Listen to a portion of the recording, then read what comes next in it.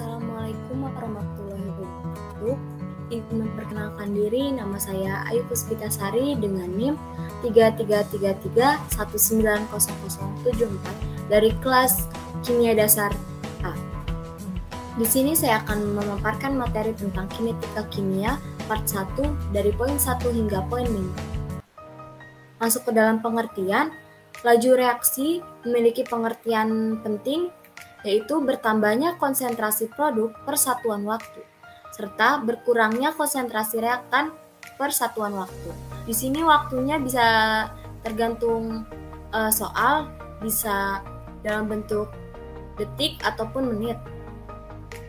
Nah, teori laju reaksi ini memiliki dua teori, yaitu teori tumbukan dan teori kompleks atau teraktifkan. Apa sih teori tumbukan? Teori tumbukan adalah reaksi akan berlangsung bila terjadi tumbukan antar partikel. Nah, semakin banyak terjadi tumbukan, maka reaksi akan berlangsung semakin cepat.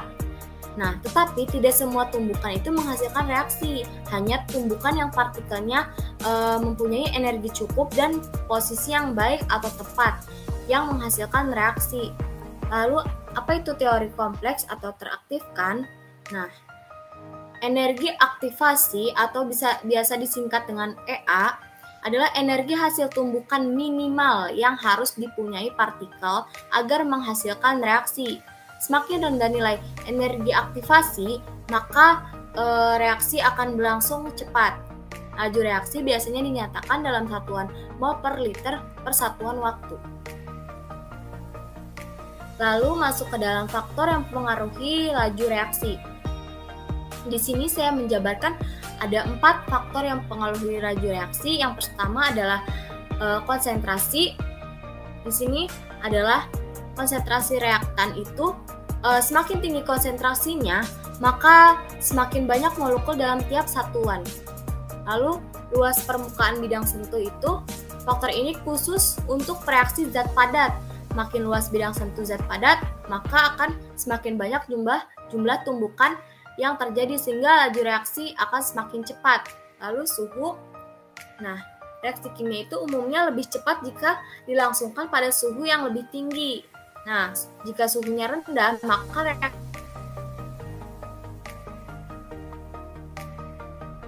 reaksi kimia akan lebih lambat terjadi. Lalu yang keempat ada katalis, itu yang ditambahkan pada suatu reaksi kimia. Nah, katalisator adalah zat kimia yang dapat mempercepat laju reaksi tanpa terpakai dalam reaksi tersebut.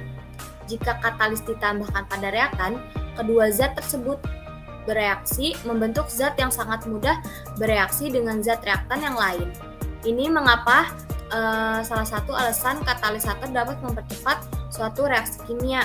Nah, dari memahami faktor yang mempengaruhi laju reaksi ini, efeknya dapat membantu kita mengendalikan laju reaksi dengan cara yang diinginkan.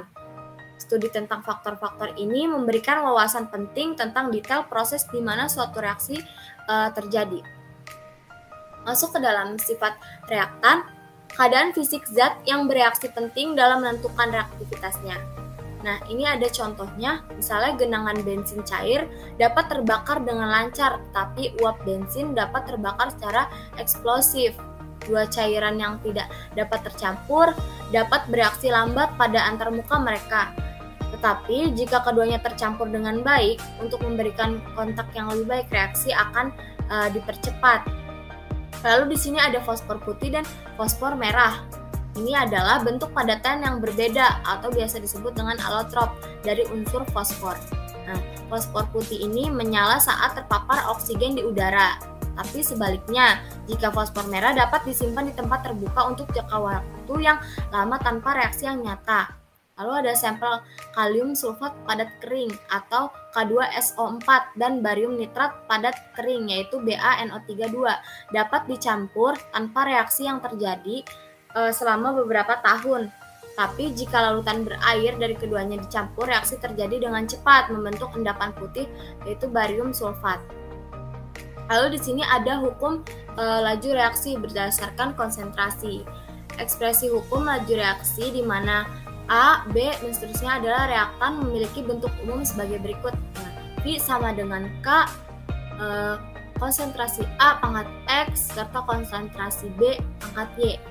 Apa sih arti dari rumus ini? Adalah V adalah laju reaksi, K adalah tetapan laju reaksi. Nah, X yang di sini adalah order reaksi terhadap konsentrasi A yang di sini.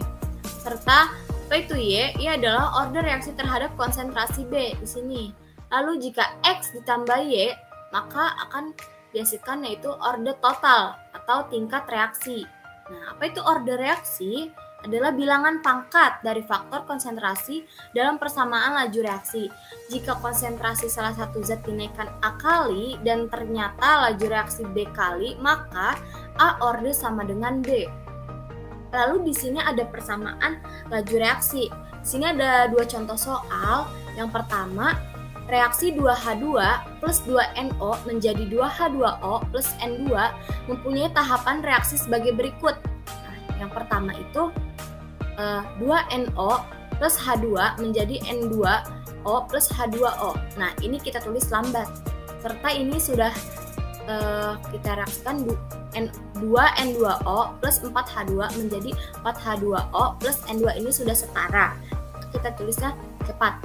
Lalu bagaimana persamaan laju reaksinya? Nah, didapatkan hasil V sama dengan K, konsentrasi NO pangkat 2, dan konsentrasi H2 sama dengan, didapatkan hasil order totalnya yaitu 2 plus 1 sama dengan 3. Nah, 2 dari mana?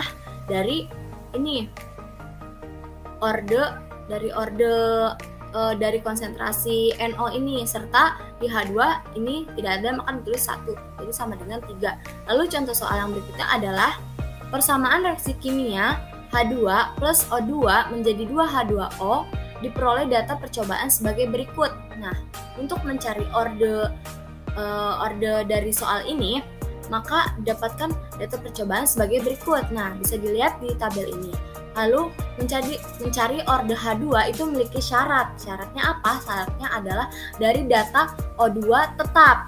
Nah, ini berarti O2 tetap itu kan ini 0,2 dan 0,2 dan 0,2 ini ada di poin nomor 1 dan 3. Maka saya tulis di sini 1 dan 3. Kita buat tabel karena mencari H2, maka kita tulis nomornya 1 dan 3. Kita masukkan dari konsentrasi H2 yaitu 0,1 dan 0,2. Nah, P-nya berapa? P-nya adalah 4 dan 16. Lalu 0,1 ke 0,2 berapa? Itu adalah 2. Maka kita tulis 2 pangkat X. Lalu berapa?